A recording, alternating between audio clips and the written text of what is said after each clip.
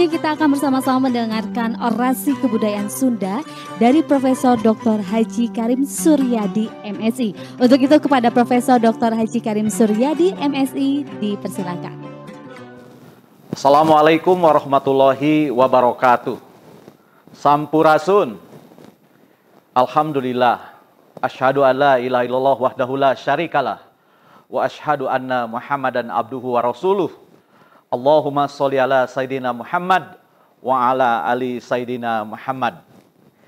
Ibu, Bapak yang saya hormati, para pemenang hadiah Sastra Rancage yang saya hormati, para mujahid pemertahanan bahasa yang saya banggakan. Memberikan orasi di tengah situasi yang membuat saya serikoneng menjadi manis-manis pedas. Jujur saya sudah berjanji kepada Kang Teddy untuk menyampaikan biantara dalam bahasa Sunda. Tetapi setelah saya tanya kepada Eti, kumaha upami abdi biantara ngau bahasa Sunda? Kata Eti, ayeuna nama sanes-sanes kongres bahasa, tapi ayeuna nama pamasrahan hadiah Sastra Rancage. Nu nampina sanes orang Sunda wungkul, sayana bahasa Indonesia. Jadi kalau saya menggunakan bahasa Indonesia hari ini, bukan karena saya takut dipecat, tetapi karena saya ikut perintah Eti. Ibu bapak sekalian, kenapa tadi saya bilang saya merasa hayang serikoneng? Karena saya ngobrol dengan anak saya, Pak, mengapa orang yang jualan kopi hidung ngan 3.000, tapi begitu ditulis dengan black coffee, harganya berlipat-lipat. Demikian juga ketika orang jualan bubur ayam, kemudian diganti menjadi risotto, harganya menjadi mahal. Sama mahalnya dengan orang yang berjualan dengan lemper, kemudian diganti menjadi sushi. Kurang lebih samalah dengan orang yang jualan Indomie, kemudian namanya diganti menjadi ramen, padahal ramen itu isinya hanya sepotong sosis, selembar daun, tapi harganya bisa 5 kali lipat. Itu keperkasaan bahasa, karena berhubungan dengan makna yang dilambangkan oleh bahasa itu. Tapi mengapa ketika orang ngomong bahasa Sunda kok berbuah ancaman? Saya coba buka-buka Undang-Undang Dasar 45, pasal 32. Katanya, negara memajukan kebudayaan nasional di tengah peradaban dunia dengan menjamin kebebasan masyarakat untuk memelihara dan mengembangkan nilai-nilai budayanya. Dan ayat 2-nya, negara menghormati dan memelihara bahasa daerah sebagai kekayaan budaya nasional. Ada 2 poin menurut saya, Kang Eri, Riana. Yang pertama, negara pasif dalam hal ini. Kenapa saya bilang negara pasif? Negara memajukan budaya nasional, ternyata wujudnya hanya menjamin kebebasan. Jadi siapa yang menjadi aktor sesungguhnya? Yang menjadi aktor sesungguhnya adalah masyarakat. Dalam hal ini, para pejuang, para jihadis, pemertahanan bahasa dan budaya daerah. Contohnya, pengurus Yayasan Sastra Rancage, mereka yang berjuang untuk tetap selama 34 tahun memberikan hadiah ini. Yang kedua, saya bilang pasif. Kenapa? Karena negara hanya menghormati. Menghormati siapa? Menghormati dan memelihara budaya daerah sebagai kekayaan budaya nasional. Jadi artinya kita tidak bisa berharap banyak kepada negara untuk mempertahankan bahasa daerah maupun budaya daerah. Padahal bangsa itu seperti Dewa Janus. Dia punya 2 wajah. wajah masa lalu dan wajah futuristik. Wajah masa lalu dari bangsa itu apa? Cerita tentang Indonesia punya ribuan bahasa daerah yang sekarang sudah terancam punah. Cerita tentang bangsa Indonesia punya kekayaan flora dan fauna yang sekarang sudah punah. Di samping wajah bangsa Indonesia pun adalah wajah futuristik.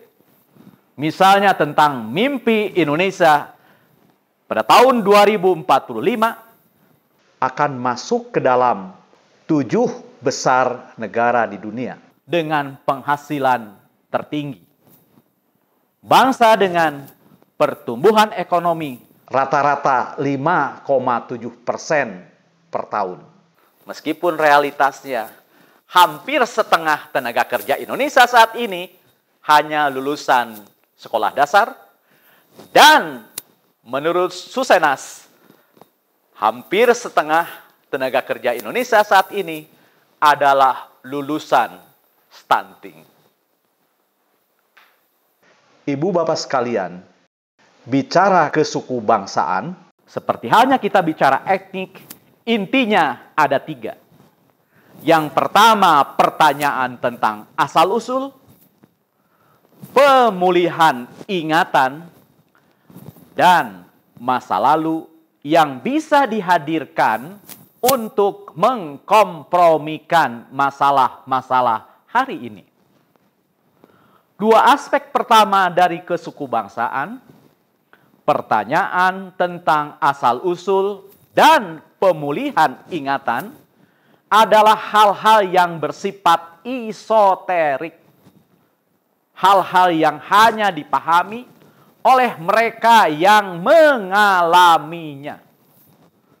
Sebagai pengajar komunikasi politik, saya masih kesulitan, Ibu Dr. Ruhaliah, untuk mencari padangan kata wewesen.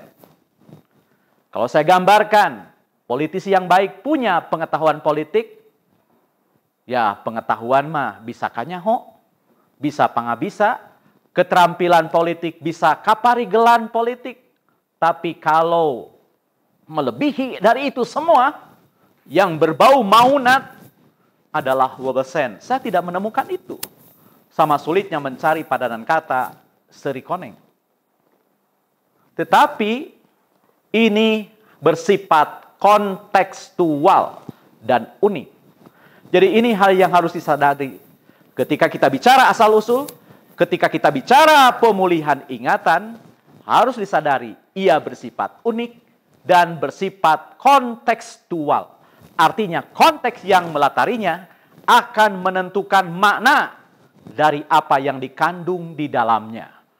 Terhadap 2 unsur kesukubangsaan ini, yang diperlukan adalah empati dan pandangan yang bersifat emik. Pandangan yang bersifat emik itu artinya kita memahami realitas budaya itu berdasarkan apa maknanya bagi pendukungnya dan apa artinya menurut mereka, bukan berdasarkan pandangan yang saya yakini atau ukuran yang saya bawa, meskipun ukuran yang saya bawa itu adalah ukuran yang didatangkan dari Jakarta.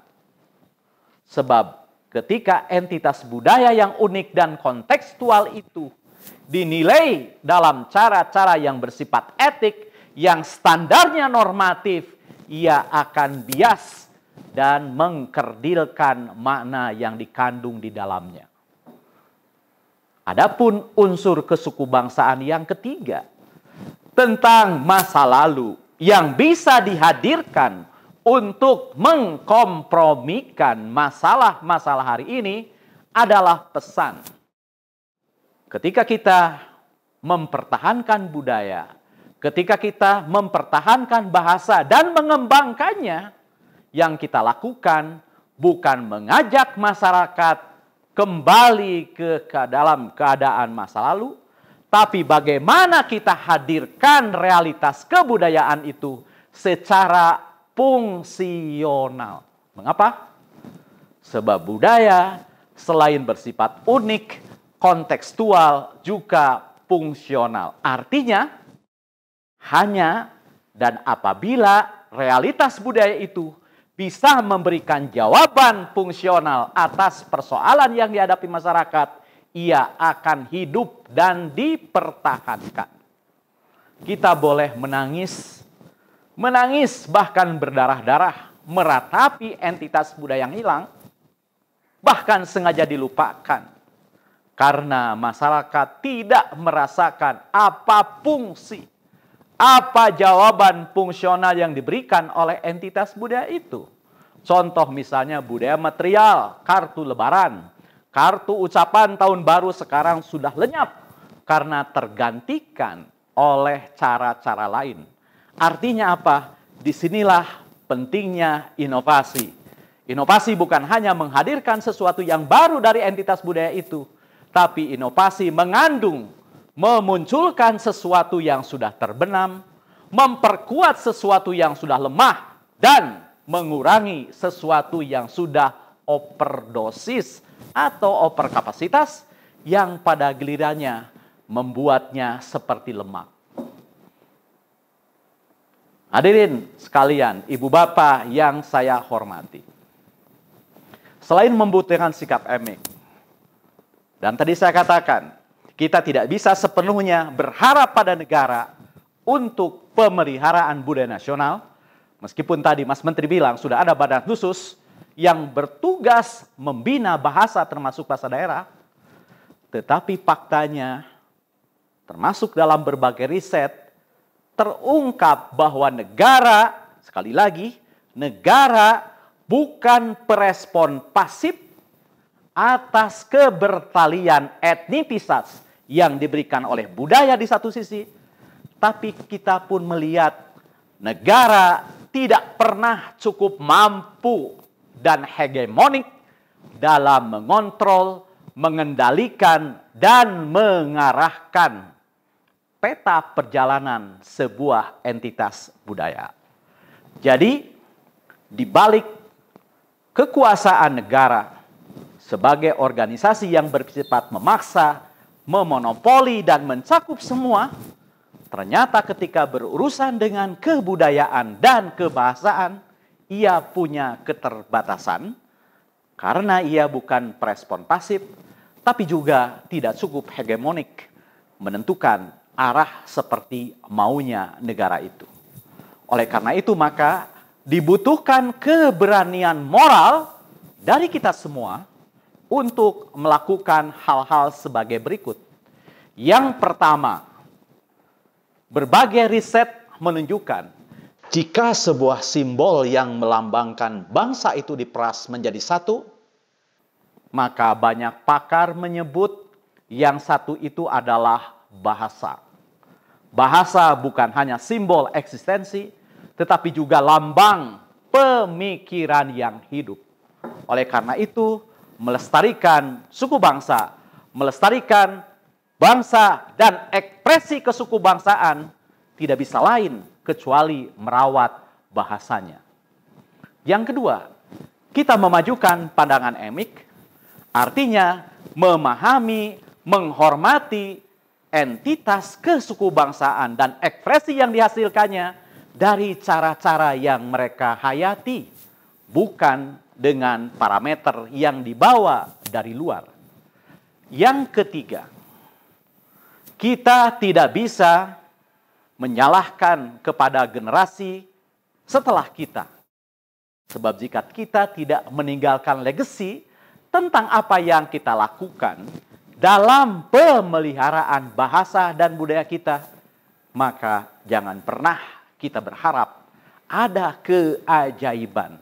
Kini persoalannya adalah bagaimana mata rantai pewarisan budaya ini kita pertahankan. Saya berterima kasih kepada para pengajar bahasa daerah yang secara formal sudah mengajarkan bahasa leluhur saya kepada generasi muda, bahkan anak saya. Namun sayangnya itu tidak cukup, karena seringkali kurikulum terlambat mengikuti dinamika perkembangan zaman dan tercecer dalam mengejar daya hidup bahasa yang dipakai di tengah-tengah komunitas penggunanya. Bagaimana mungkin kurikulum masih harus mengajarkan tentang tetek bengek, spare part yang berada di dalam wuluku alat bajak sawah. Padahal alat bajak sawah saja sudah tidak ada dan digantikan mesin. Mungkin sebagai pengetahuan itu berguna, tetapi bukankah sesuatu yang hanya diingat dan dihafal, tapi tidak pernah bertegur sapa dengan realitas, apalagi itu hal-hal yang bersentuhan dengan daya hidup, itu akan susah ditanamkan. Jadi memang saya sadar, ancaman bahasa kita antara lain datang dari penemuan teknologi. Kadang saya lagi iseng, nginget-nginget gitu. Gara-gara hawu di rumah ibu saya, diganti dengan kompor gas, kurang lebih ada 23 kosakata yang hilang. Bukan hanya lebu, bukan hanya songsong, dan lain-lain. Ada banyak lagi, termasuk sarerang kaung yang masih digunakan oleh uyut saya almarhum dulu, tapi sekarang sudah entah kemana. Padahal itu saya yakin itu kecantikan yang sangat ramah lingkungan dan bisa menimbulkan cinta yang abadi. Buktinya uyut laki-laki saya tidak berganti istri gara-gara sarerang kaung. Bandingkan dengan merek-merek kecantikan yang dipakai artis. Oh, dia hanya bisa mengemilaukan peta perkawinan, namun tidak bisa melanggengkan usia perkawinan itu sendiri. Hadirin sekalian, yang terakhir, ingin saya katakan bahwa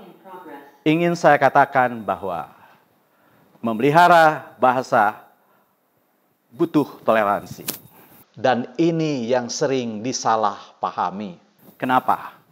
Karena toleransi seringkali diubah antara dalil dan dalih. Ketika budaya kita diserang, maka toleransi menjadi dalil untuk melindungi kepentingan sendiri dan kadang-kadang digunakan sebagai dalih untuk membela kepentingan sendiri dan menyerang orang lain. Jadi ketika bahasa Sunda diungkit, saya marah bukan karena saya orang Sunda saja, tetapi saya marah karena apa yang sudah diharuskan oleh konstitusi diacak-acak. Apa yang sudah seharusnya kita pahami secara empatik, kok ditanggapi secara etnosentrik. Ini tidak bisa. Toleransi mengandung makna tidak intervensi. Artinya pemajuan, pemertahanan budaya dan bahasa daerah akan berlangsung dalam koridor keyakinan nilai-nilai budaya daerah itu. Jadi tidak bisa dipaksakan, tidak bisa dibelokkan, termasuk oleh negara sekalipun. Negara harus hadir dalam bentuk supporting, dalam bentuk dukungan. Tapi tidak bisa memesan perkembangan seperti ini. Dan yang lebih penting dari itu, keragaman budaya, keragaman bahasa, bukan dekorasi Republik Indonesia, tetapi kekayaan bahasa dan budaya adalah substansi bangunan Indonesia. Budaya dan bahasa Indonesia, budaya dan bahasa daerah, budaya dan bahasa Sunda, budaya dan bahasa Bali, Batak adalah batu bata yang menegakkan bangunan Indonesia. Jadi, sekali lagi, kita tidak bisa berharap Indonesia tetap tegak. Namun batu bata yang membangunnya kita gangsir dari dalam. Terima kasih. Inilah jalan kemuliaan bagi kita semua. Wallahul muwaffiq ila aqwamit thoriq. Wassalamualaikum warahmatullahi wabarakatuh.